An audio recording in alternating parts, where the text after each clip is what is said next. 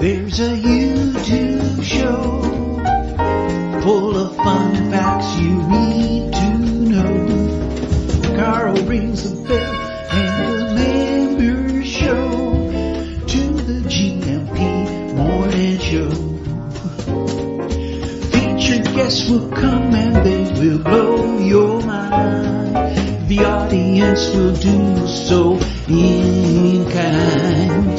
The little vanity mixed with some insanity on the morning show with GMP. Good morning, Portugal, and I'd like to welcome you to another fantastic day. Hey, Gumpers.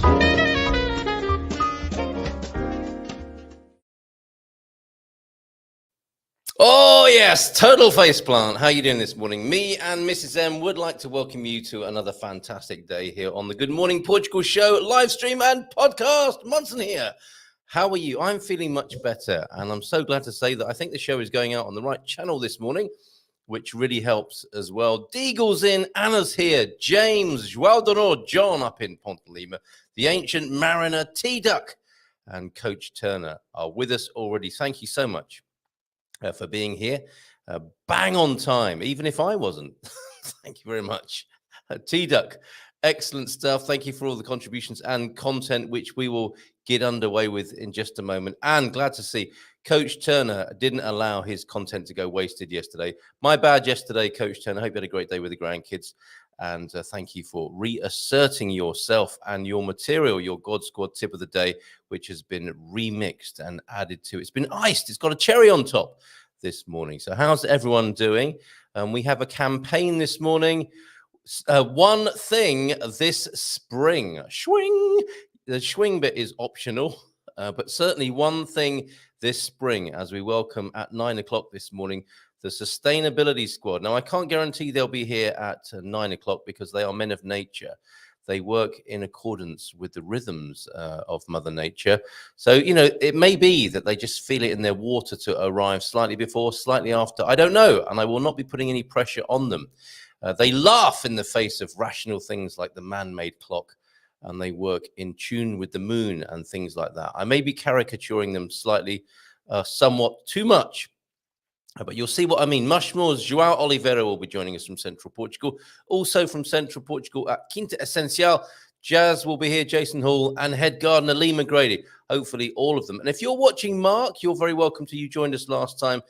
You've got some skin in this growing game as well. So growers and showers of the world, unite. You've nothing to lose but a massive supermarket bill if you start growing things, growing some of your own food. One thing this spring is all we're asking. How about you do that?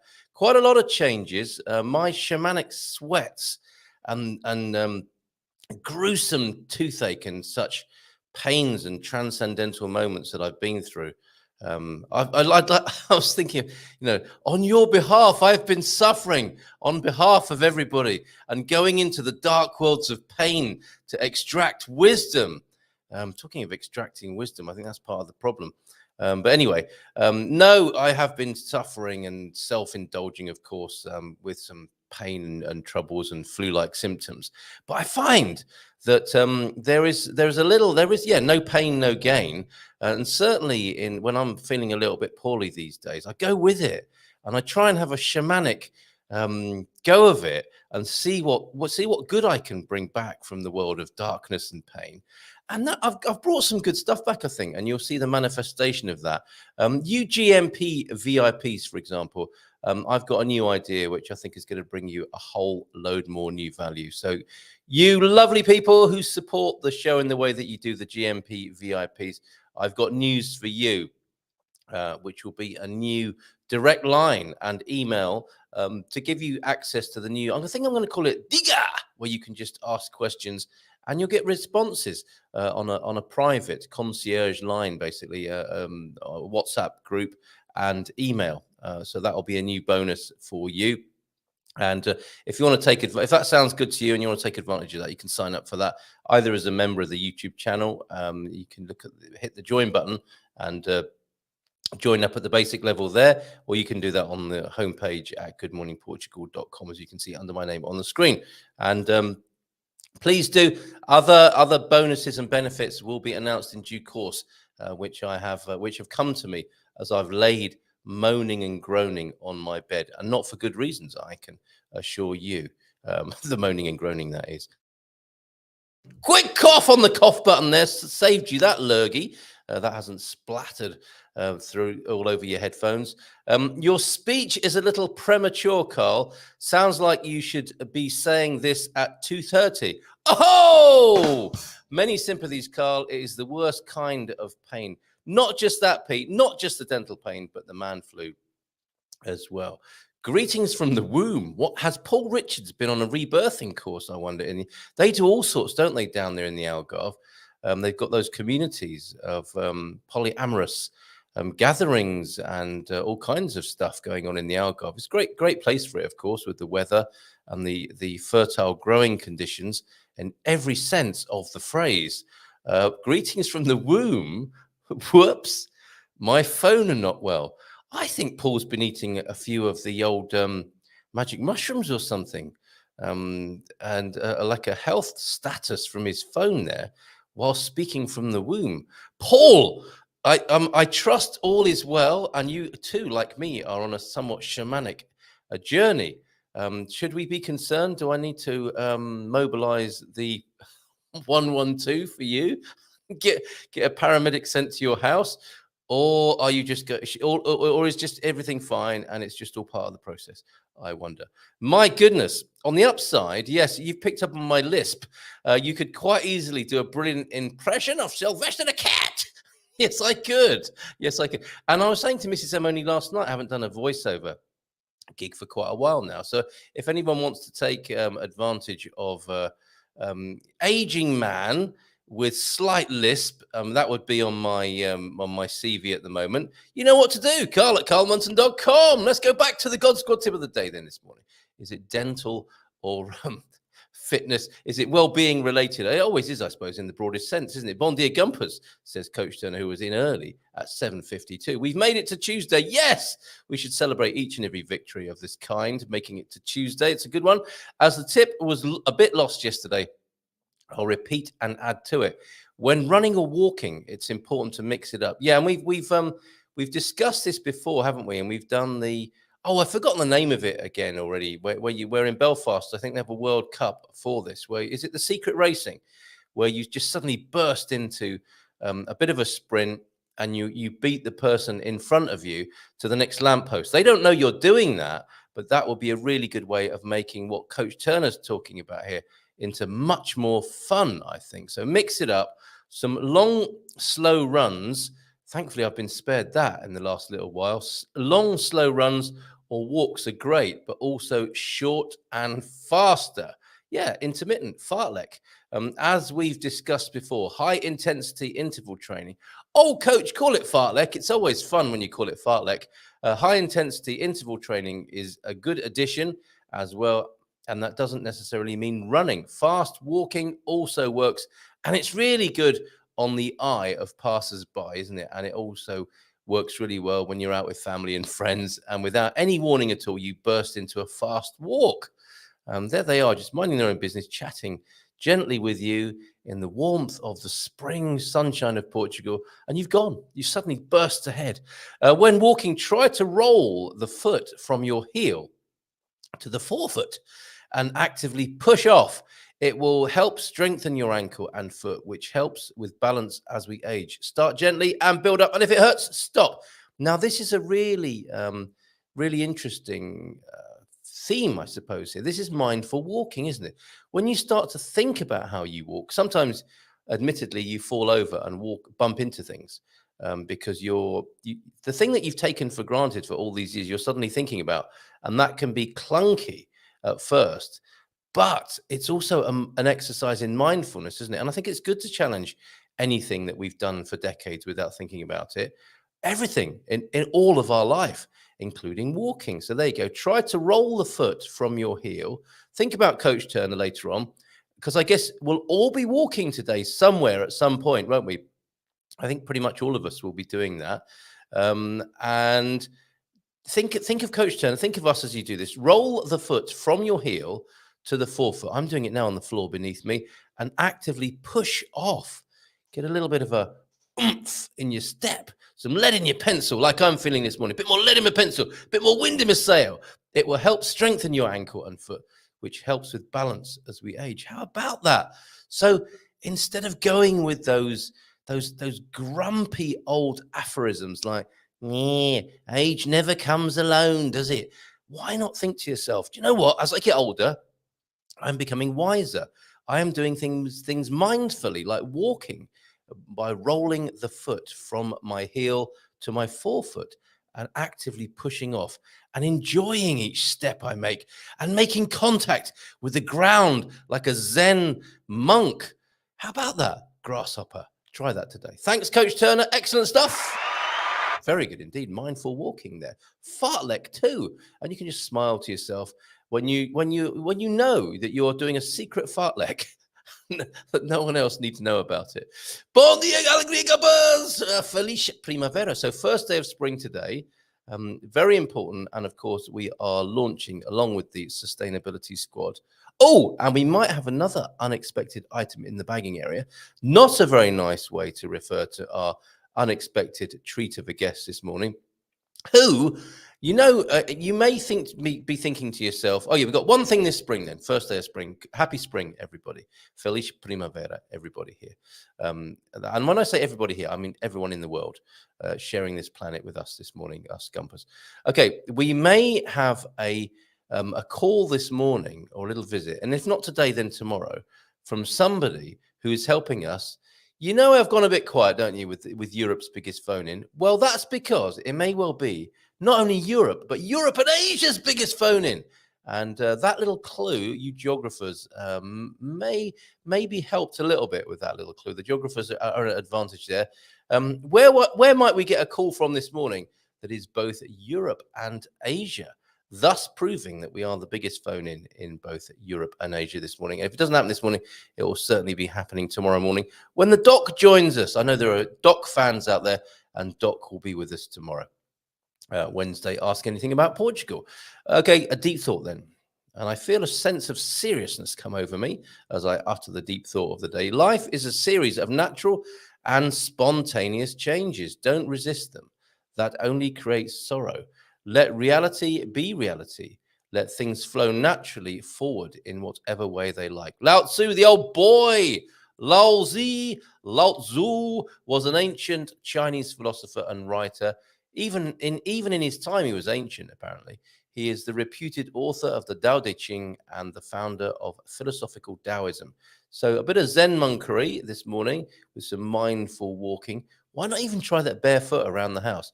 If you're not accustomed to walking barefoot and you've been wearing shoes all your life, wouldn't recommend it out and about in the town. But certainly, how about a bit like, when you do mindfulness for the first time and you suck on a raisin and you do that as if it's the first time you've ever done it and you really enjoy the sensation.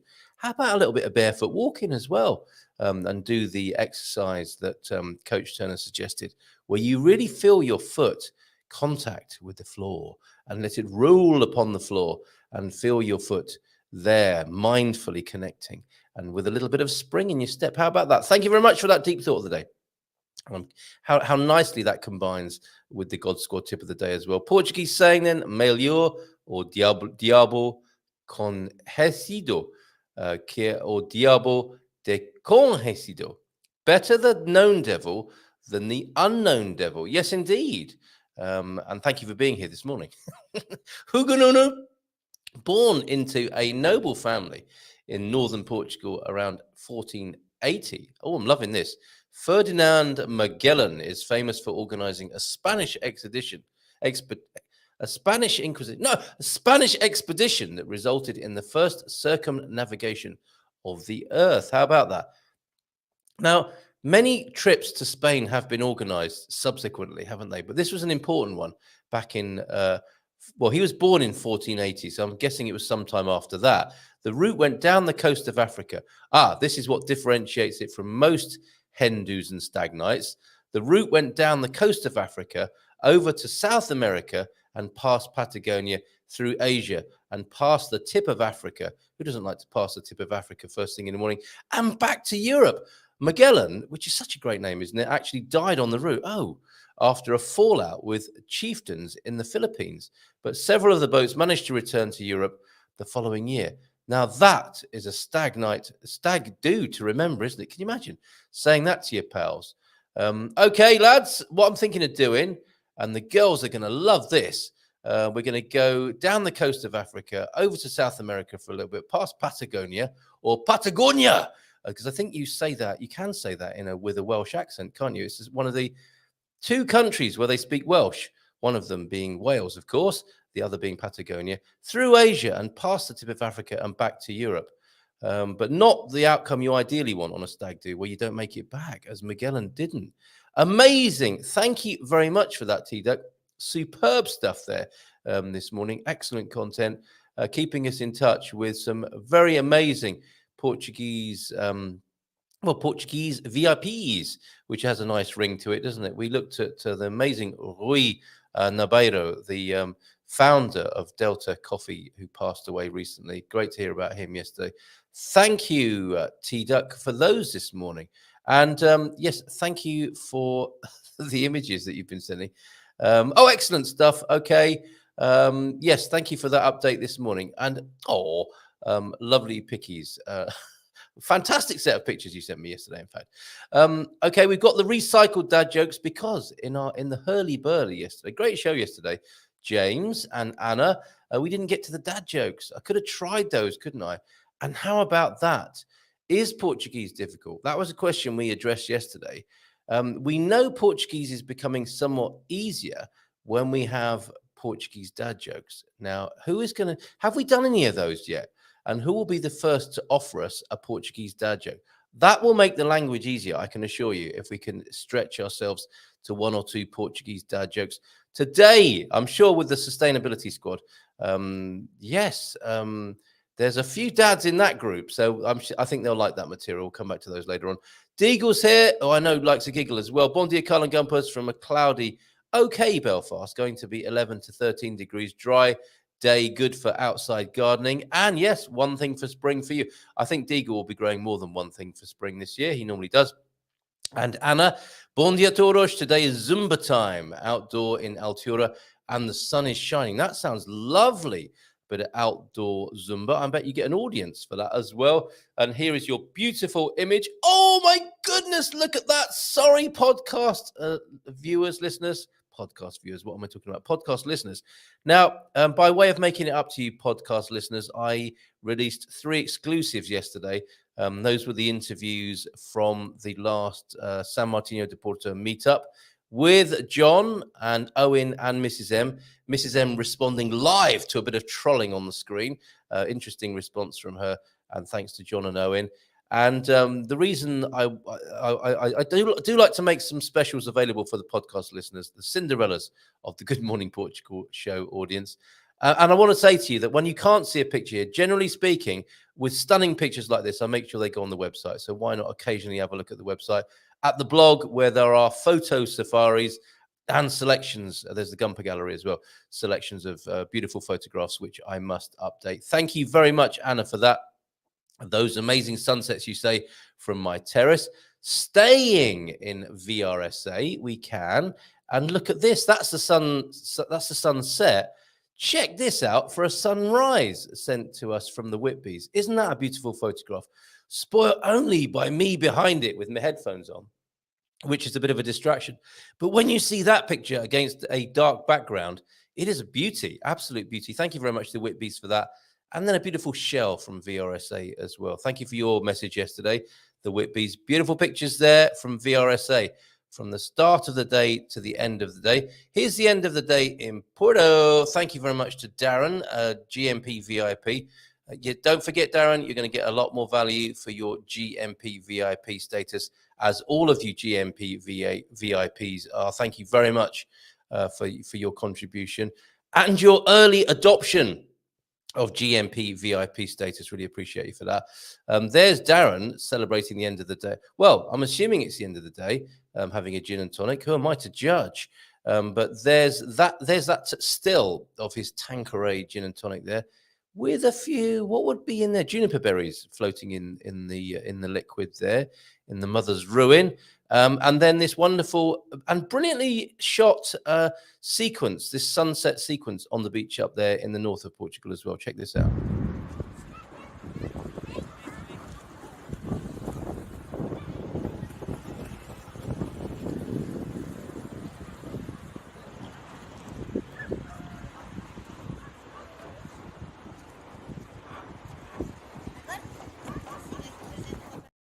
I can feel it. I can feel that atmosphere. And isn't he a bit nifty with his camera? I don't think he's got a full-on video camera there. With a phone, he's able to do pan and pull focus, all in one little nifty go there. Let's stay with the video now and give Dougie an outing with a 2-minute taster. Back down to this is whistle-stop stuff and breathless as we go up and down the country. At lightning speed, we're going back down from Porto now to a little place I've not heard of before until Dougie brought it to my attention, and presumably yours today, a place called Alte. Over to you, Doug.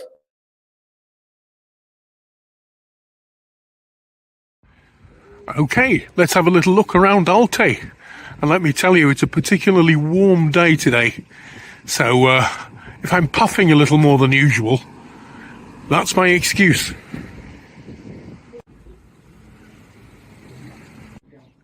Going to have to come back for some of that later on. Oh, wow. That's all I can say about this. And I do apologise for the wind noise, by the way. As pretty little Algarvian villages go, this has got it in bucket loads. That. Absolutely stunning. All the birds are singing. The swallows are nesting. And it's just like the middle of summer. It's just stunning. I just can't believe how lovely it is today. Alte is well known for its arty installations, and we'll probably see a few more of this sort of thing. Literally everything around here is in tip-top condition. This place is absolutely mint.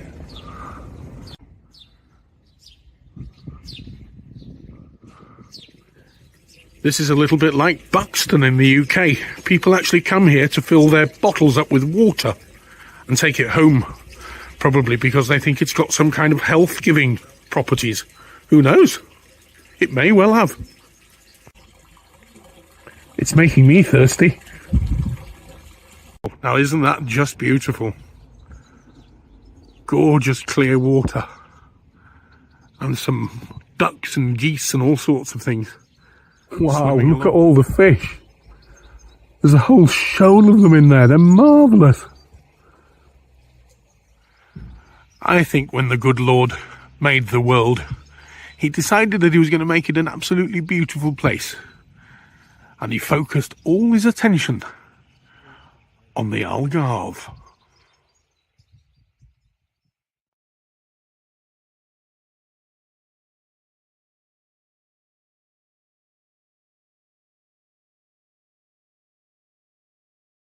Controversial there. What was that? I was busy behind the scenes downloading things, but I overheard Dougie saying, was it God focused all his love and attention on the Algarve? Now, not wanting to take anything away from the Algarve, but that's going to be controversial this morning. And lovely, lovely video. Thank you so much, Dougie. Another one from you tomorrow. Glad to see you're feeling a bit better. Yeah, who doesn't like a bit of pan and pull in the morning? That's referring to Darren's video. Or a bit of puffing, and a very considerate apology for the wind as well that was exuded during the making of that video. Look at this on Darren's still of his Tanqueray. Look at this, we're coming up for copywriting with a bit of copywriting for the great gin distiller there. End of the day with a Tanqueray. I'm available for that voiceover, Tanqueray. Who owns that, I wonder? Bairrandi's also in this morning. Bon dia todos from the brilliant Bairrada. We like a little bit of alliteration, don't we? And yesterday was cultivation day. Garvo's here. One of the beds I have been trying to enrich the soil has really turned out well, and a huge improvement. Strimming today. Pete as well, I think, is doing a bit of bush trimming today. Suggesting that I'm not into bush trimming. Are you referring to my beard? I did have quite a shock when I looked in the mirror just recently. I think I'm going to have to attend to it. Can I borrow your strimmer after you finish with it today, Gary? Where did we get to in the comments here? James is in. Bom dia, Gumpers. Feliz Bibe a todos. Como estão? And bom dia. Alegria Gumpers. Feliz primeiro dia do primavera. This is such a good day. And quite coincidental to have the sustainability squad with us. Jason's here, João Oliveira's here, Lee McGrady, I hope, will be joining us as well. And perhaps Mark might even be joining us on the first day of spring. How about that? Can we all get behind one thing this spring and all grow something to eat? Even those of you who live on boats, I'm sure, can grow something to eat. Good morning, Anna. Good morning, everyone who isn't Anna. That's a really nice way of putting it. Very inclusive. Bon dia, Andrew from... is that his real name? Giving the game away there, Anna. So you mean that the growers or the showers are maybe a little premature? What do you mean, Pete? What did I say? And...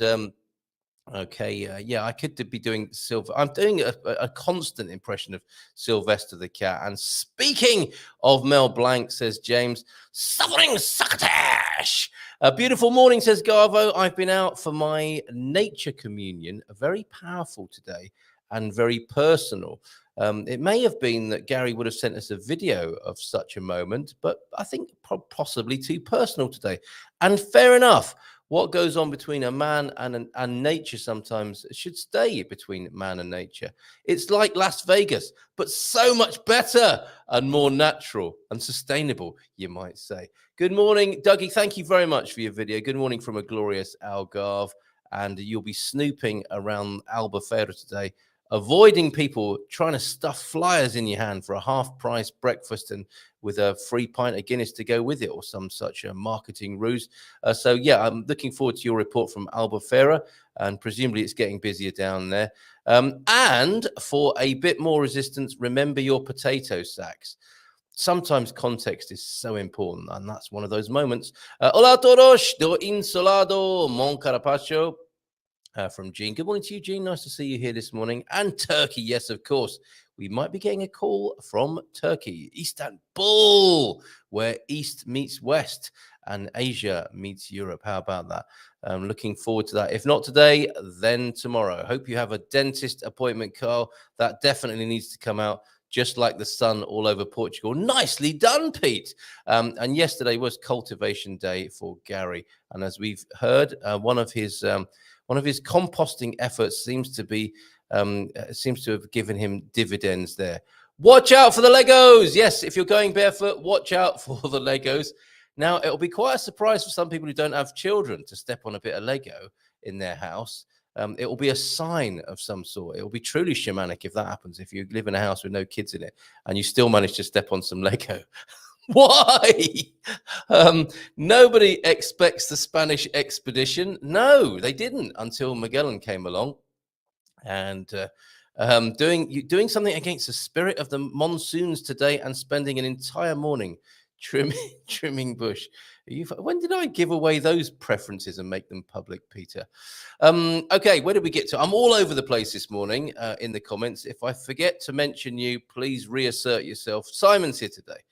Bon dia, señoras y caballeros. A great greeting, as is Antonio F.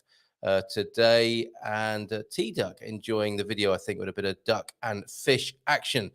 I think me and God are going to have a word then. Oh, yep, offended by the Algarve sentiments expressed by Doug. Nothing to do with me. Have it out with Doug, please, if you will.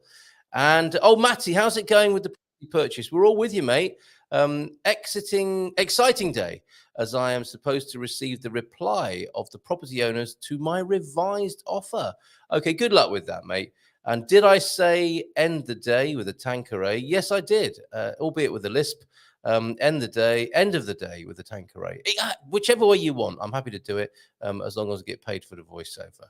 All the best today, Matty, then, from Simon. Yeah, we're all rooting for you, Matty. And Alte, apparently, where Dougie made that video, says Anna, the Swede in Portugal, is known as one of the most typical and unspoilt villages. We could certainly see that, couldn't we?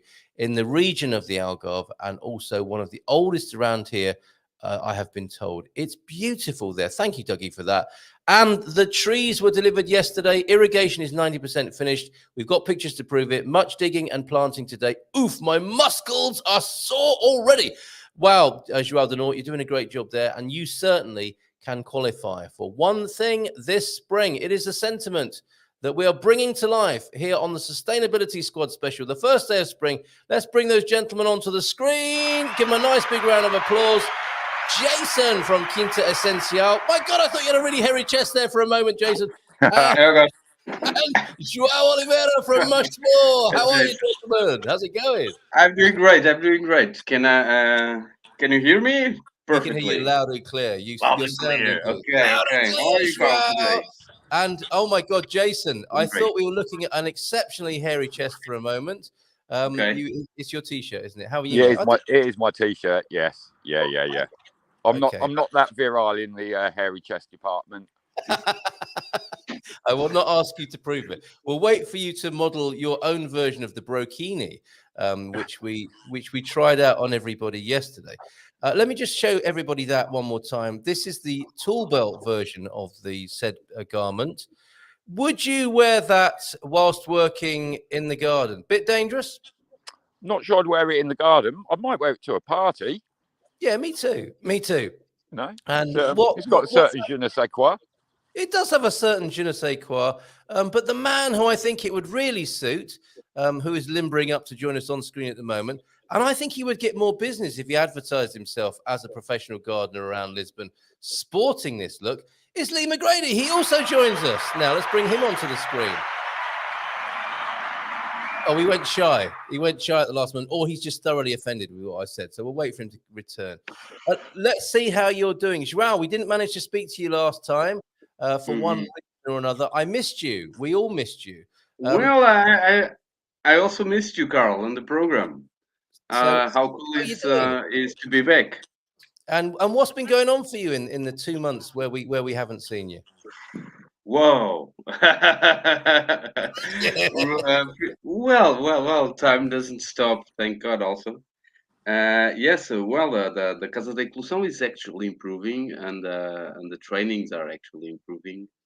And I believe I'm actually improving too. And yes, and there are also some good things from the past projecting to the future coming back, like the empreitadas, the contracts. So let's say the environmental restoration contracts with wonderful. Yeah, with universities and stuff like that. So great.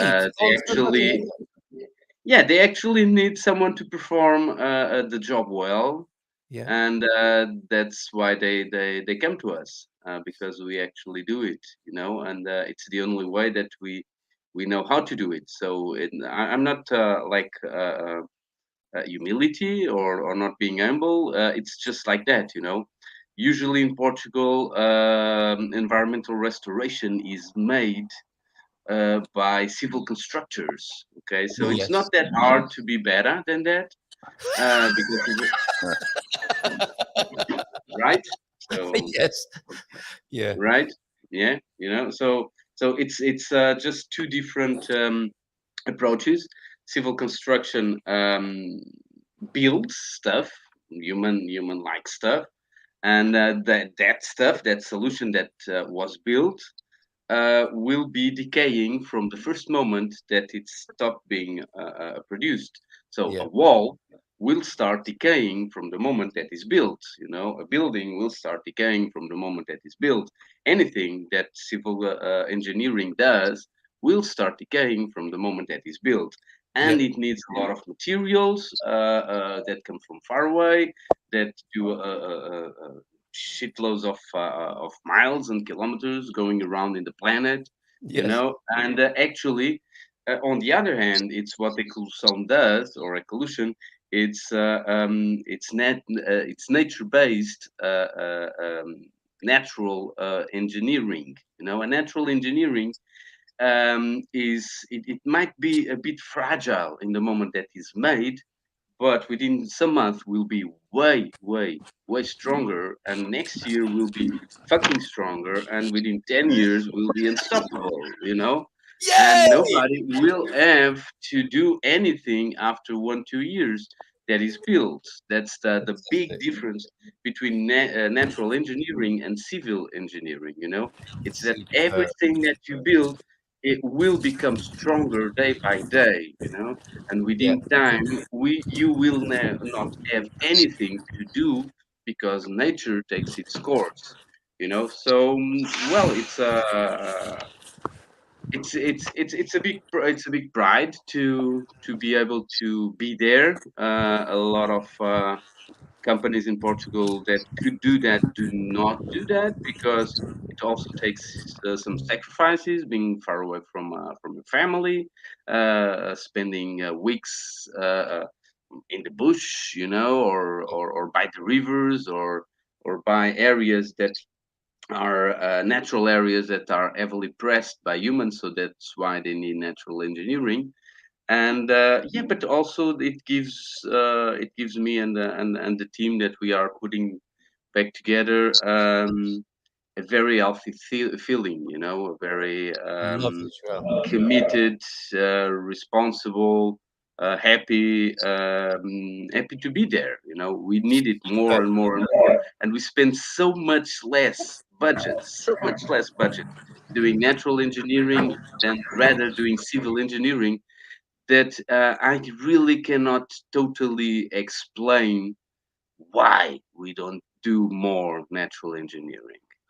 Yes, there are lobbies, there are interests, there are companies paying for politicians and stuff and getting all the contracts, but it's just irrational how many stuff we do on civil engineering that starts decaying and comes from taxpayer money, when we look at the place and see, no man, that must be a nature-based solution because it's nature, It's the age we're living in, isn't it? It's the age we're living in. We like a quick fix and we like things to look good, first and foremost. Never mind about the future of them. João, we will come back to you because this whole restoration idea, we understand how it works. People finish a building project, then they bulldoze some mounds of earth, plant a few trees, job done. That is not a sustainable way forward, is it? That we want to talk more about, certainly, and the work of your company, and also your mandala training and your microforestry interest. These are all fabulous things to talk about this morning. And we are also going to have a little tour of Quinta Essencial, an update.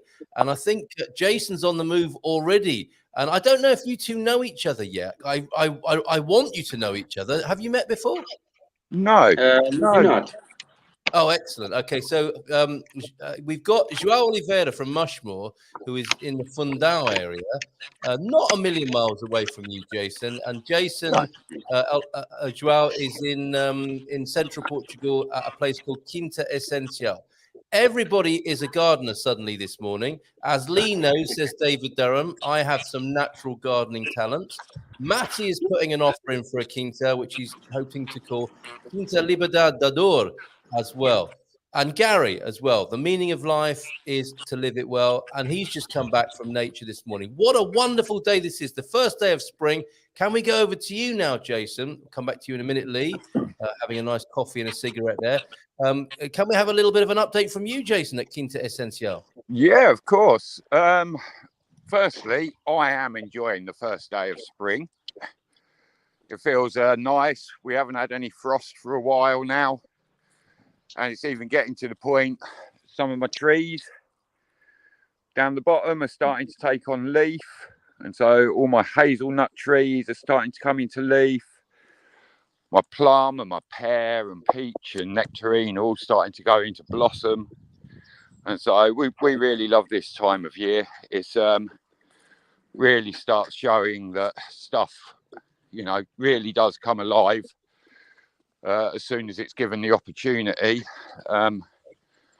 Here on the Quinta, that means we have lots to do at the moment. Yes. And so one of my big jobs this week is going to be prune all of the olive trees. They all need to be they'll all need to be pruned and get ready for the coming year, which then means it's get the wood chipper out and be able to make some new pathways and things to go in between all of the beds that we've created but not had a chance to use quite yet. And really just at the moment getting things in the ground and getting them to go. And so I don't know if you can see, It's looking beautiful. Got, I don't know, 300 cabbage, 300 broccoli, 300 cauliflower, celery, lettuce, onions. Some of these onions are pretty much ready to go. Some of them have been in for longer than others. I don't know if you can see that. Yes, we can. Inspiration right there. And then next door, we've got a load of succession planted onions. So hopefully we can just keep those going all through the year. Other stuff that seems to be doing pretty well at the moment because the weather's been kind to us. This is our little garlic patch. And so, I don't know, I think there's like 250 bulbs planted in amongst these three little areas. It's like Jaws. It's like Jaws. We're going to need a bigger wheelbarrow at this. I need bigger everything. That's the problem. Is the more you plant, yes, you do get a lot of food, and hopefully we'll have some stuff which can go in our shop, which is definitely now underway. Oh, excellent. But obviously, the more work it takes, and so we're just kind of looking forward to the point where some of the bigger projects are finished. And I don't want to be a builder. I've been a builder all my life, right? I want to grow vegetables. This is what I want to do. And so building work keeps getting in the way of it. But last time you came, I just cleared a load of land and leveled some land out to start building the shop. Brilliantly, Mark from our farm, Portugal, came and helped me last Wednesday. I could have a bit of an unveiling if you like, because we've had some rain here. And so we put down 4 ton of concrete last Wednesday. 2 men with a combined age of 101. It sounds like hard work when you put it like that. Oh, we were both broken at the end of it. God bless you both. No doubt whatsoever about that fact. But this has been covered up since I'm actually going to stand on it, which is going to be a first. Oh, here we go. Okay, the big reveal, literally. And so we've now got a base for the shop. Yeah. I've got lots more materials which are ordered, but basically the one I'm waiting for is roofing sheets. And as soon as the roofing sheets arrive, I can go and pick up all my wood from a local wood yard and we can start the construction. Because once I get started, I don't really want to stop until we're nice and weather tight. Here we go. This is what it's like. One of my neighbours pulling up in his tractor. I better say good morning. Love this. Love this little vignette. Yeah, see, tudo. There we go. He's been out collecting some wood up. Yeah, and other than that, things are still rolling on. Just purchased some IBC tanks. I've got 2 there and 2 more down by the barn. Because in amongst doing those things, I just got the quick and simple matter of, connecting up 0.5 kilometre of irrigation and timers and stuff. Couple of questions. Succession planting. Sorry, just to take you back to that. And we will talk to you in a minute, Lee, and welcome you. Sorry for your rather low profile entry this morning. Who doesn't like a low profile entry though, first thing in the morning? Succession planting, this is where you don't put it all in the ground at one time so that you've got a continual supply. Is that correct? That's what we try and aim for, yeah. Yeah. Okay. And even to the point, as some things are maturing and we're getting ready to harvest them, we'll put other plants, baby plants, especially in the heat of the summer, because then you can use the foliage from the larger plants to add a little bit of shade so that the baby plants get a good start. Oh, one that we quite often do it with is potatoes and then leeks. And so when you're getting ready to harvest, before you get ready to harvest your potatoes, we'll start planting leeks in there in rows. And then when you pull your potatoes, because we do everything by hand, because we're no dig, you can leave your leeks in there and they get a bit of a head start. And so we're always trying to have something in the ground. It's like photosynthesis is what produces the life underneath your soil. Yeah. And it's the life that produces the available nutrients for your plants. And so it's really important to us. Well, yeah, I don't know if it was one of you esteemed gentlemen here that said when you have bare earth, it's like taking the skin off, a human being. It's right, isn't it, to keep it covered in some way so it's not scarred and trying to recover it and in a state of trauma. The other thing I wanted to ask you about is this thing of manpower. The two men with a combined age of 101 built the shop base, and you need help at the moment, don't you? How is this addressed? And I'll probably come to Lee for this, but volunteers, how the old way of course in villages and in rural settings is for people to help each other. Is that what's going to happen for you as well, Jazz? Well, brilliantly, one of our other esteemed members on the show today, himself and a couple of other guys have very kindly said that when the roof sheets arrive, they're going to be very happy to come and give me a couple of days. Andrew, Portuguese Andrew, is another guy who's going to come down, Matty. And so we're going to have like a barn raising. Yes, and jugs of fresh lemonade, like it was Quakers making, or Shakers, or Amish people. My wine's ready now, so I think maybe I can do a little bit better than a glass of lemonade. Let's go to Lee, shall we? Who just said there'll be no lemonade. Morning, Lee. How are you? Good morning. How's it going, mate? I've just spent 2 hours crossing the river in traffic. It was horrendous. Now, there's a contrast. I'm here now, so that's okay. Jason in rural Portugal waving to his neighbour on a tractor. You in civilization, so-called Lee, 2 hours crossing the water. Do you long to be out in the great outdoors like Jason is this morning? Every day. Every day.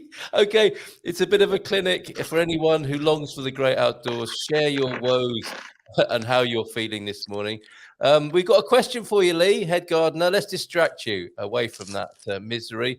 Lee, I have a lot of bay trees. Is it okay to use the clippings from these to shred and compost? Can you use bay, or is it a bit toxic? Bay trees are a bit difficult, to be honest. I wouldn't bother using it for composting. They don't break down very well. And if you leave them too long in the base of the compost pile, they will regenerate. Bay trees are notorious for re-rooting after cuttings and trimmings. So I really wouldn't bother with them. So at the bottom of the hugel culture, possibly, but nothing where they might reassert themselves very easily. Yeah. Even if you use them in hugel culture, they can still regenerate and regrow. So just burn them or bin them. All right, another one. Someone said the other day that the wood dust from olive wood is toxic. Anyone know if that's true from our panel here? I don't know. I just like cigarettes, should I? Yeah. Everything's toxic to a degree. Everything's carcinogenic to a degree. Don't worry about it. Don't worry about it. Go on. We use all of our olive prunings as pathways between our beds. Yeah. Because wood breaks down with fungus rather than bacteria. Yeah. And wood is also nature's pH buffer. Yeah. And so if you've got acidic or alkaline soil, then laying wood down helps to readjust pH and give you a healthier soil. Yes. The only thing I wouldn't use is I wouldn't use walnut and I wouldn't use eucalyptus because they're both allelopathic. And so they have a hormone in them which doesn't allow other plants to seed and take growth. Oh, rascals. Okay. They are a bit rascally, yeah. So you would avoid the eucalyptus and the walnut. Let's come to you, João, as well for an insight on this. The wood dust from olive wood is toxic, No, and this whole thing not of at all. reusing. We are toxic. At all, not at all. We are toxic. We are extremely toxic. No, it's true. Every time I shit on the field, I'm more toxic than olive tree. Really, actually, Yeah, no. fair enough. Scientifically, yes. If I went to the restaurant or something like that, my shit will be more toxic than an olive tree. Brunies. Yes. The thing is, olive trees are my lineal because they have very powerful antibiotics and antifungal. Yeah. And they also have this natural herbicide that Lee was talking about, and that is called allelopathic substances or compounds. But as also with the eucalyptus, everything is breakable. So if you wood chip, okay, and if you're anything worried about it, just after wood chipping, just with a hose, just spread a lot of water. Those allelopathic substances will be washed away. So what you need is to break fibers. Once the fibers are break, everything will be released on the spot. So if you create a pile of wood chips, anything, eucalyptus, acacia is also very allelopathic, and olive trees and whatever you want, you just need as you wood chip it. A lot of the fibers will be open to the air, and if you hose it with water, you water it, it will create a phenomenon called leaching. So all the substances that could be, yeah, whatever you want to say, toxic, they will be released on the spot, on the moment. So after 2 days you can use everything that you would chip and water everything. Interesting. Okay? So a brilliant little insight there, and this worry that humans say other things are toxic, and actually the nature might be shouting back at us. So it's you lot, not us, that are toxic here. Very interesting. Yeah. We are Uh, toxic. we have Martha listening in from Nairobi in Kenya. Happy to see you again. Happy to see you as well, Martha. Lovely to see you here. Survival helps too. So true, Paul. You have been on the mushrooms. You've got these stunning insights this morning. And we've got a tribute in for Lee. Lee is an absolute star. Matty and Andy have helped me on the farm too. And Lee has made a massive impact. It is a great group to be in. So the manpower is forthcoming. How do you propose to deal with this, João? You know, this whole thing of suddenly there's so much work to do, as we can see from Jason's farm. Is there a great volunteer network of woofing and other such ways of getting manpower when you need it? Because it kind of goes against this traditional 9-to-5 nature, doesn't it? Well, it's just a perspective. I rather pay for someone than have it volunteered. Okay, Fair enough. because if it's just like that. I do trainings, I do workshops, and I will start some week trainings also in the near future. And people that are paying to learn will commit way more that people that they think they are not being paid to work, but they are actually, or they should be learning. So my experience with volunteers is that you have 9 in 10, if not 10, persons that are in a very respectful way. They are seeing what to do about life. They don't know what to do about life. That's why they're woofing, because they want to see new things and they want to check about new possibilities. So they actually do not know what to do with their lives. And that's awesome, because at least they are questioning themselves and trying to find a path. But if you're someone like Lee and you have shit of tons of work to do, it can be absolutely chaotic. Having chaotic minds beside you when you really need to focus and you really need to produce, that's the moment that you should pay to someone to do the job. Fair enough. So Then you that's can be committed with the goal. guess. And how would Portugal and central Portugal be if it had the people power to grow food and those people were paid adequately? That's quite something, isn't it? That's quite a vision of a thriving countryside where food is grown and people are paid adequately to do so. It's not hard because all the money of the wages stays on the supermarkets. That's why we are doing mandala gardens.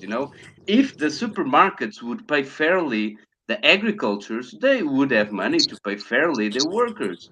Yeah. Obviously, because the supermarkets are selling at least 3 times more by 3 times more of a price than what they actually paying. At least minimum. On the best days, they could even be earning 4 and 5 and 6 and 10 times more than what they are paying to the agriculture. So, if agriculture start also being entrepreneurs and they bond with people that are good creating markets and creating maybe websites that sell food and deliver the food home, as it's modern times, we should adapt to modern times. Then I'm sure that all the workers would be well paid. But if you ask me what I do prefer, and what advice I could give is work with animals. Find the habitat for each animal in your farm project, and then you will have someone genetically prepared and trained to do that job. Yes. Yeah, but Jason's nodding here. You've got a few of those helpers, haven't you, Jason? I've got a few. What? Sorry. A few helpers from the animal kingdom. Yeah, I've got plenty of helpers from the animal kingdom. I've got seed stealers, worm stealers, burrowers. they're spreaders, not stealers. They're spreaders. Yeah, It's just spreading around. no, I'm making a joke. We actively welcome all wildlife onto our farm because we're trying to build, like I keep saying, we're trying to build a complete cycle of life. And for us, that starts under the ground. And so every time we see an animal on the property, we're happy because it means that there's sustenance to actually sustain those animals, which for us means that somewhere down the line we are doing something right. Getting back to João's point about people being paid properly for doing agricultural work, this is some of the idea behind us having a shop. We produce an amount of food, but once we get going, we're already in contact with some other suppliers and people who make great products. And the aim is we're not going to be in a position to buy food from people because of it by its nature and how quickly it can go off. But we're hoping to offer that if people produce food, we can give it somewhere, some shelf space in our place. And what we're aiming to do is we go 50-50 on profit. And so then everybody down the chain is making exactly the same. It's a partnership rather than a commercial enterprise where one person makes more than the other, because everybody's going to put a level of energy into producing their food, and people should be recompensed properly for it. And so it's one of our aims that we're trying to go for, and that's all sorts of things: wine, cheese, azate, vegetables, fruit. We just people that we know who grow in a way similar to us. We're hoping to extend the opportunity that they might be able to sell some of their produce and get something back for a bit of their hard work. Well, what a lovely idea. What a fantastic cooperative idea. And up yours, the greedy bastard supermarkets. Thanks to João for that little insight into what goes on there. Jason, can you put or publish a list of what you're growing for sale in your shop and when you expect them to be ready? I will gladly come veggie shopping at yours. So I think you've got customers already. Lee, I'm sure you've got a view on this. On what, the supermarkets? On people being paid properly, supermarkets, all of that, and how this can be part of a regeneration as well, can't it? Because we can change the culture if we get this right. I think people need to take more responsibility for themselves and stop relying on bigger supermarkets and bigger chains. and stop going with their hands out expecting high wages for what should be low-paid jobs. Maybe my opinion is not suitable for this channel. Carry on. We'll find out. Well, no, I when I lived in Scotland, there was always an issue with migrant workers coming in, doing all the picking, doing all the hard work, getting paid minimum wage for it. Yeah. But it is a minimum wage job, and people like Jason that are turning it upside down and doing it his own way.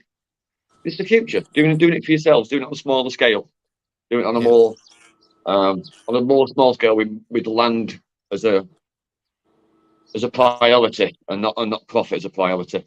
It has to be the way that we go. It has to be the future. Well said, mate. So, and you also said there that people should take more responsibility. As I was typing this onto the screen this morning, one thing this spring, we've talked a lot before when we were doing the gardening show on a Monday about people trying their hand. And that's the way to get started, isn't it? It's the baby steps into the garden, if you like. Everyone can grow one thing, can't they? Yeah, we've said it time and time again. You don't have to grow one. You can grow. My favourite saying is grow the top 5 things on your shopping list, or the top 3 things if you're short of space. Yeah. And it's always the same. It's always onions, lettuce, tomatoes this time of year. Peppers are really expensive at the moment and so easy to grow. And for me, it's courgettes and spinach. That's it. But if everybody did that, the supermarkets will start to panic. Yeah. I mean, one of the things. Sorry. If only going of seasonal, if you're only taking the profits away for the summer, they will still panic. They will still have to start producing veg at a lower price to compete with people going at home. Time to push back, people. Yeah, because there are protests on the streets, with the rising cost of living. You see, it annoys me. There's protests on the streets with the rising cost of living. Yet everybody's filming it on an iPhone. They're not actually going out and doing anything. They're not doing anything for themselves. They're not creating their own. They're not installing their own solar panels. They're not reinstalling wood burners. They're not reinstalling open fires that all the houses in England have. They're just going to protest and expecting the government to do it for them, and it really winds me up. They complain about the fuel prices where they drive the kids to school every day. You can't complain about fuel prices, then drive half a mile with your kids in the car. Walk them to school and save yourself the money. And then if everybody did that, then the fuel companies would have to bring the prices down. It's, let's go to London and put a banner up that no one's going to listen to and nobody really cares about. Or start being more proactive and cycling. Right. You were going to add, thank you, Lee. Well, you were going to add something there, Jason. Yeah, one of the things. And so I was in the supermarket the other day. Because I like coffee. I can't grow coffee. But it's something I have to have. And even simple things like I noticed that like the price for a kilo of broccoli is like €3.99 for €4 for a kilo of broccoli. And so when you take into account what the minimum wage is in Portugal, in order to have like a kilo of broccoli, that's half an hour's work minimum. Yeah, and that's before tax. And so when you start getting priced out of food, that for me is when times are getting worrying. Yeah. And so like our aim here is we grow a little bit and we just try and encourage people to grow a little bit. And it doesn't matter whatever, different people are good at growing different things. Their lands are suited to different crops. And so what we want to try and foster around this area is that community spirit that Lee's talking about. And firstly, we all try and do it for ourselves and feed ourselves, which is the most important thing for me as a father, is make sure that my daughter's got some nutrition inside her, which is worthwhile having. But also, if we have excess, then the people who can't grow for themselves can get a fair deal on the food that they eat, and it's better for them economically, and it's better for them nutritionally, and we're benefiting the environment in which we live, and ourselves as well, because it's like if you spend all day in the fields outdoors doing stuff, you're healthier, you're active, you're moving around. And so for us, the whole gamut of what it is that we're trying to do is it is a benefit to other people, but mostly it's a benefit to us first. Wow. Okay, João, let's come to you. You're training people not Mandela gardening, although there probably is Mandela gardening. Would be fun. Would be. I would love that. I would love that. Nelson Mandela Gardens. That's it. I'll be doing it. I'll be doing it. God just spoke by your mouth. Another thing to add to your list there. Mandala gardening, microforestry. How can that connect with, we might have inspired a few people this morning to grow. I mean, hearing about the terrible price of broccoli in Portugal, we might have inspired people to grow one or two things. And we love Lee's idea of like grow the things you eat rather than, going off on some sort of tangent. What's your encouragement, João, to people getting started? On gardening. Yeah. Well, just go to the supermarket, see the prices, and it's there, and just go to the supermarket. Don't see the prices, but see the people and see the environment and see all the lights and the stuff and the crazy fridges releasing all the cold out and stuff, and then people not really being very happy to be there. So I think the supermarket speaks for itself for all the reasons not going to the supermarket. But in the end, it's not the fault of the supermarkets because they are just providing a service that people crave for. It's the living organization. Okay, so when you're doing a mandala garden, you're not only doing gardening. Otherwise, you would do linear gardening. You're creating a statement of what you wish for yourself and what you demand for yourself. A mandala garden, it's just not a garden. It's something absolutely different that connects you with your life purpose, with the purpose of the land that you serve, with the all the surrounding, even the universe. Because if you actually have a mandala garden, you will quit gym for sure. At least on maybe not on winter, but you will for sure. And you will also quit psychologists. Psychologists hate me. Why? Because of it. You just don't need one. Come on. So I'm always saying to every psychologist that I know that they should be training themselves in gardening because it's their future. They will be gardener trainers, because that actually withdraw all the concerns, all the worries from yourself in that moment, And once you come back to home, all the concerns and worries are coming back and stuff. And then you come back next day to the mandala garden and whoa, I'm alive, So that's mandala gardening. It's just not gardening. It's not syntropic agriculture. It's not biological linear market gardening. It's not that. It's a statement. It's a choice of life. It's a commitment to be connected to what the life forces are.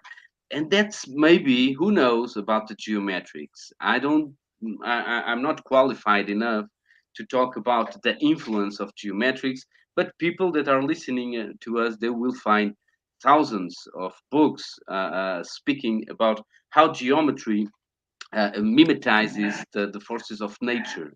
What I can be sure of is that if you manage to put the right vegetables through the cardinal points of north, south, east, and west, then you will see very easily the dynamics that providing each vegetable or each plant its best place, then you will see the results. And then you can imagine yourself, if I was a vegetable and I would place myself in the right place, that I would be flowering like that. I would be producing like that.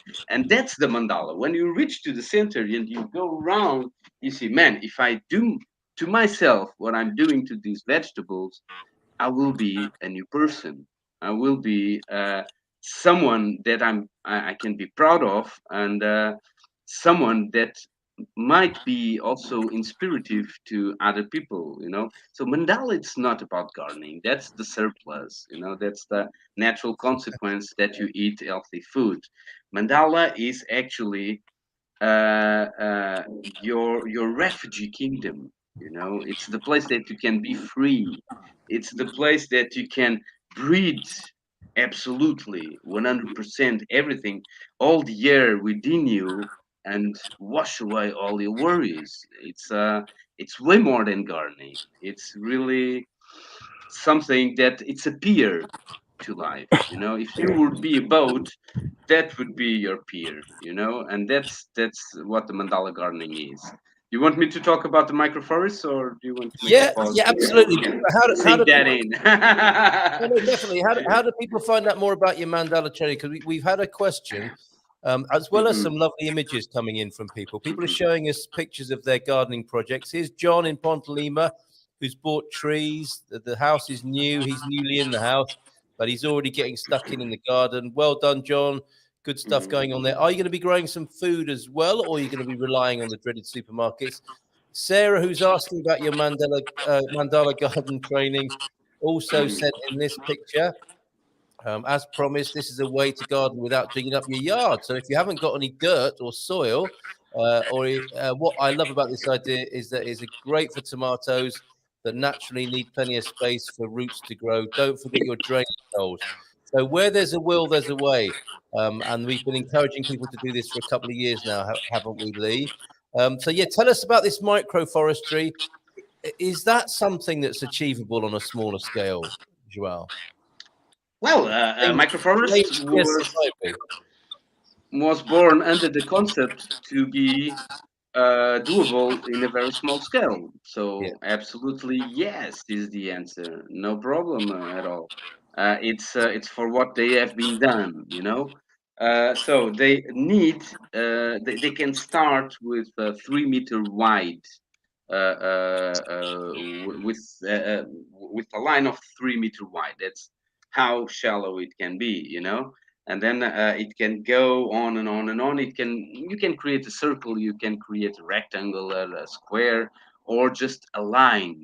They were originally created in lines to defend Japanese cities from landslides and tsunamis, and it works. That's the Come on, let's see civil engineering stopping a tsunami. They tried and they failed absolutely in Japan. That's why Miyawaki is actually a national hero, because they had all their coasts full of stuff to trying to prevent to prevent tsunamis, and they all failed.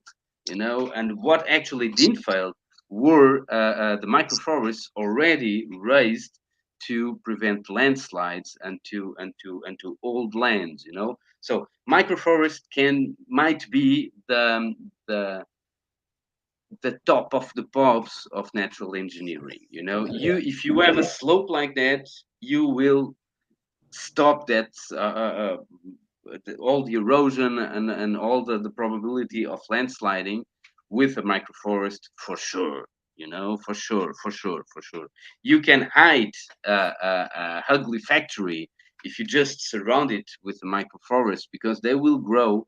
If you have native plants of 50 meters, and we do have two at least, then you will have those 50 meters high in 10 years. Come on. And it will be over 2 meters after the first year.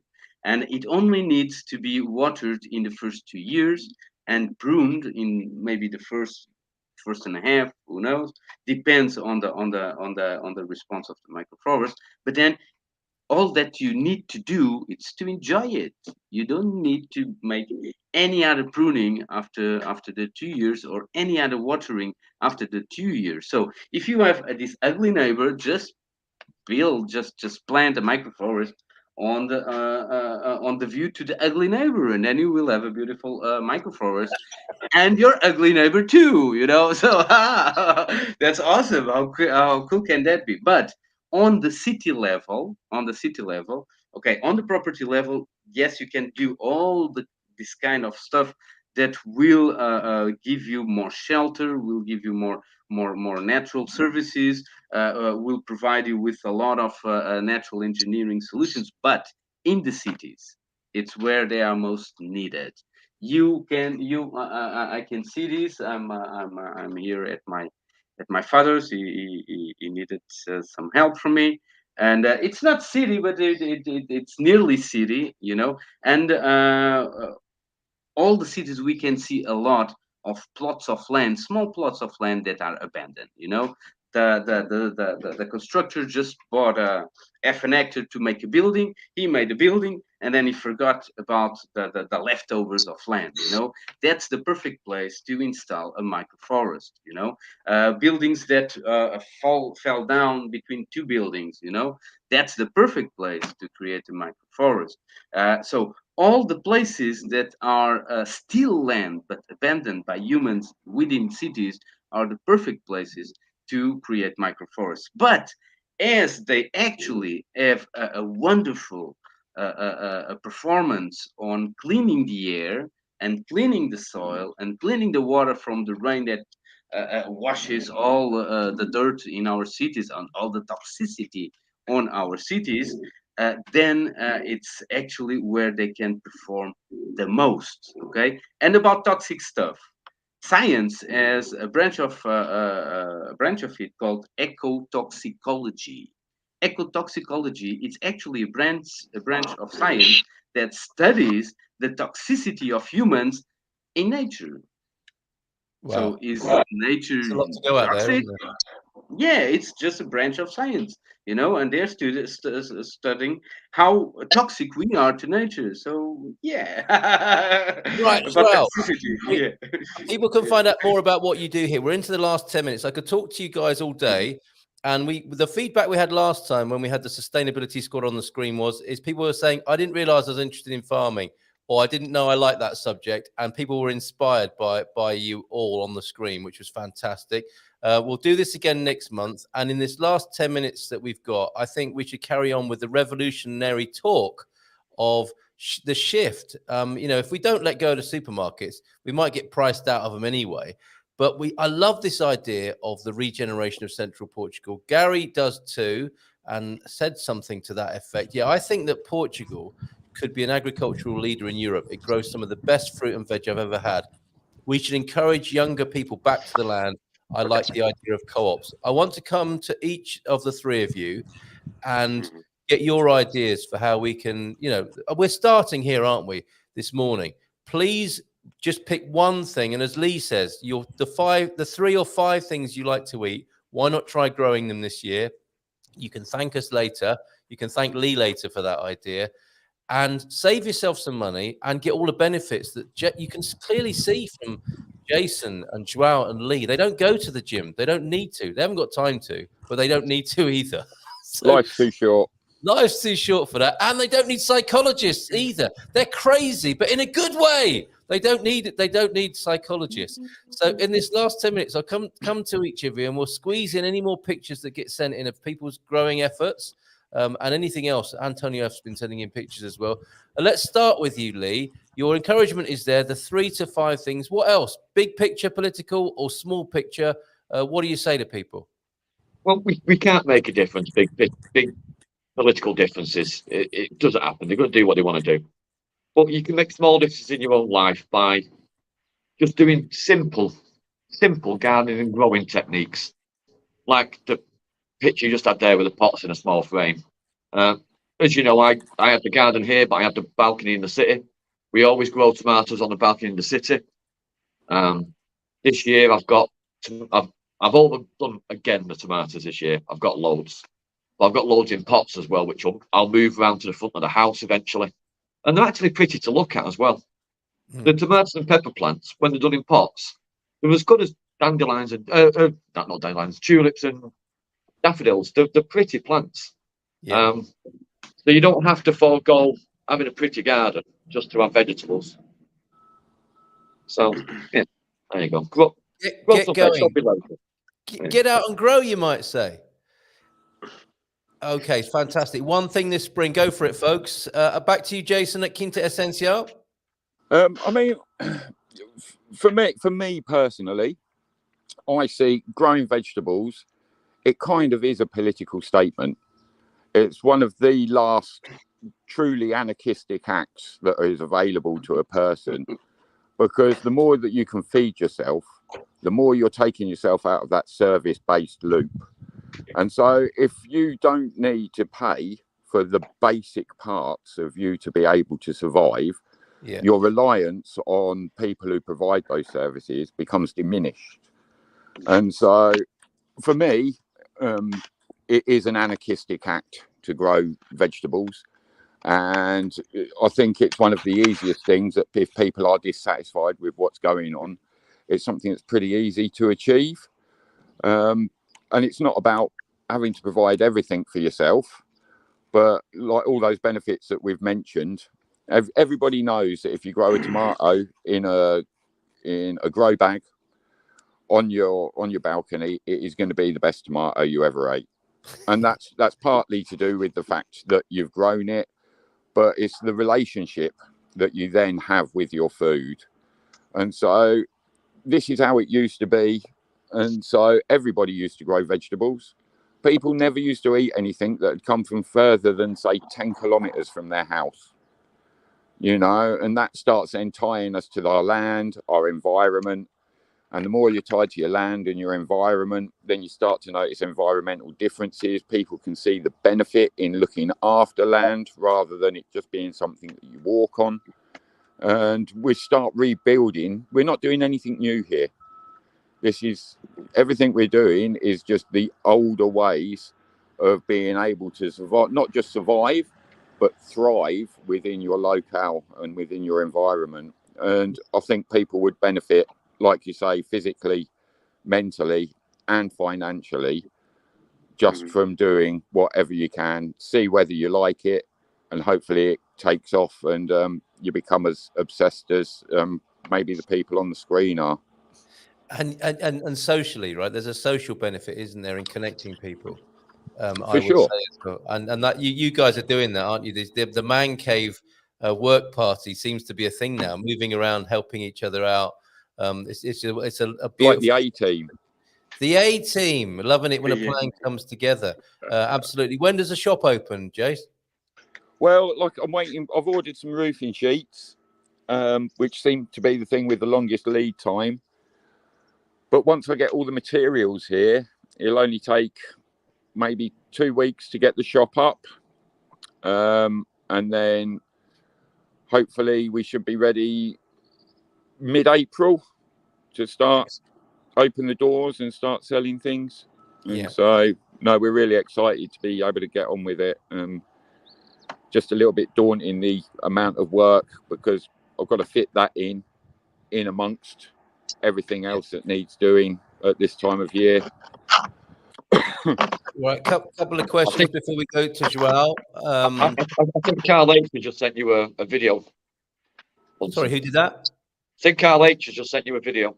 Oh, fantastic. Okay, I will deal with that as well. Thank you. Question for you, Lee, before we come to João's final comments on the matter. Best place to get seeds as a professional gardener? Well, you all might have a view on this. What would you say, Lee? It really depends on what seeds you're after. I've said it before. If it's your first time, don't bother with seeds. Go straight to plugs. So your local cooperative, your local agua, what do you call it? Agrologia. Yeah, they'll sell them. They'll be available at all the gardener centres. All having vegging at the moment. So if it's your first time, don't bother with seeds. Go straight to plugs. They're cheap enough, and you're guaranteed a plant. Yeah, there you go, Sarah. That might be a bit easier, but there are. I mean, there's that great bio seed company, isn't there, in Portugal as well? Once you've got your tomato plant that you paid for this time, you paid for your plug this time at 25 cents a plant. It's a no-brainer. You can save the seeds from those tomatoes for next year if you're feeling confident to grow your own from seed. Yeah, so there you go. And there begins the circle of life. Fantastic. Another quick question. There's something suspicious about a nun doing push-ups in a cucumber patch. What do you do if you see a nun doing push-ups in your cucumber patch? Leave her alone? Just okay. And I feel inspired, says Sarah Taylor. At least one person that is inspired. Anyone else dare say they're going to grow something this year? Gary says it might all shrivel up this summer. Usually that happens in the winter, doesn't it, Gary? I don't know. They're all experimental, but at least I feel good. Well, there you go. Relaxed and a bit more active. I just love doing it. What more could you wish for there? I'll show that video at the end. And I've got some dad jokes for you guys. But João, your final thoughts on regeneration, reforestation, the cultural move back towards connection with nature and growing food. Oh, let me unmute you as well. Sorry. Okay. So my final thoughts about it, it's that it's sexy. You know, it's not only socially, it's sexy. You know, Yes! actually, you're putting seeds on the womb of Mother Earth, and then it's creating babies. You know that are feeding you, and chicks. Well, women love it. You know, to see the guy going there and then provide, you know, and work with it, and seeing that body changing with all the movement and all the abundance. So it's also sexy, you know, and it's also sexy for girls. They will become more sexy. They would become more sexy to me if they would be gardening for sure, you know. So that's it's just for one moment, fuck politics, you know, and supermarkets and all that stuff and all that theoretical stuff, and just dig the earth, you know, just put your hands on it, you know, just feel it, and then Ooh, yeah, you know, yeah, and then baby. whoa, you know, and then actually you will understand how cool is it, and you will wonder how was it possible to spend so many years before reaching that point, you know. So just nice friend there, eh? You Sausage. lucky guys. I am so lucky this morning to be Okay. hanging out with such sexy guys. I mean, Yeah, it's true. even the uniform's great, isn't it? For what you're talking about here, getting in the garden. Fantastic. That's All right. post-modern stuff. Thank you so much, fellas, for being here this morning. We got the video, and stick around for those dad jokes. We got the video from Carl Hyde. I think this is more inspiration for everybody. This may well be Carl's efforts growing. So this is what Lee's doing most of this, but we're just sort of trying something different this year. That's our onions there. To stop the weeds, we've put the membrane down and we're putting some mulch over the top of it, because otherwise the weeds are just a hellscape. Cherry tomatoes along there, lettuce. I'll show what this one is. More onions, more tomatoes, cherry tomatoes in those pots. That's my recuperating lemon tree with one small lemon on it, but it used to be significantly bigger than that. And then we come up here, some more tomatoes here, and then this is the one. Last year this just gave bags and bags of tomatoes, so they're only just getting started really, but lucky to have a decent sized space to work in. But there you go.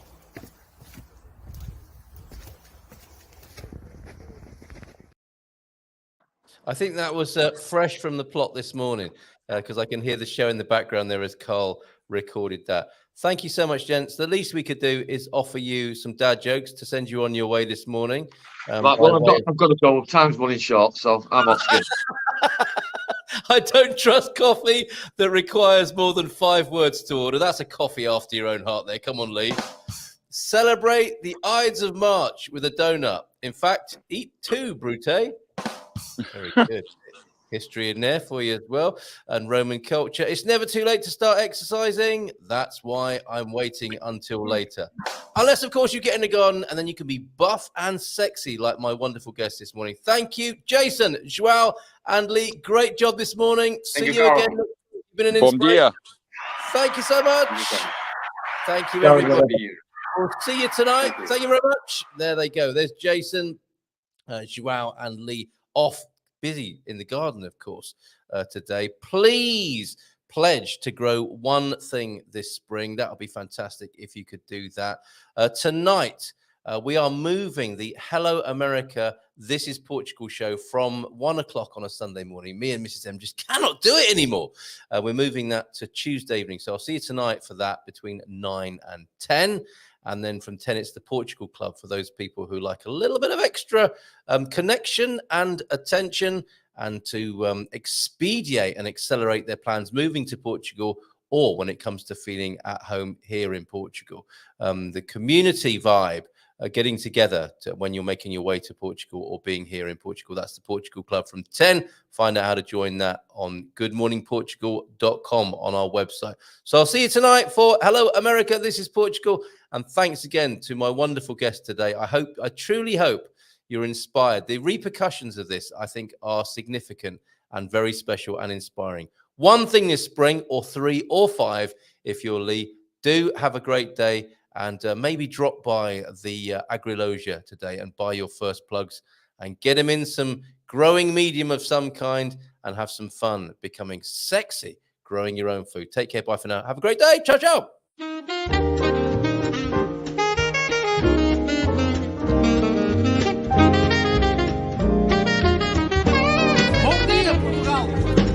In Portugal, there's a YouTube show full of fun facts you need to know. Carl rings the bell and the members show to the GMP morning show. Featured guests will come and they will blow your mind. The audience will do so in kind. The little vanity mixed with some insanity on the morning show with GMP. Good morning, Portugal, and I'd like to welcome you to another fantastic day. Hey, Gumpers.